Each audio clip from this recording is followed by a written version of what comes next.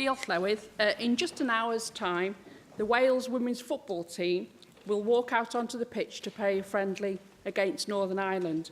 As part of that squad, Jessica Fishlock will become the first Welsh footballer to receive 100 caps, marking a most memorable milestone for this talented midfielder.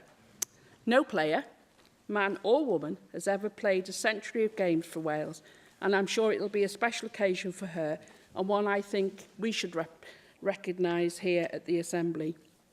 Jess made her Wales debut against Switzerland back in 2006, and recently, turning 30, Jess has no plans to bring her international career to a close and retains a burning ambition to represent her country at the finals of a major tournament. I'm sure that the team will do Jess proud today, and Jess will play her part. And I hope that Jess can realise her ambitions to lead the Wales women's football team into a major tournament. I'm sure we wish her well on this remarkable achievement. Diolch.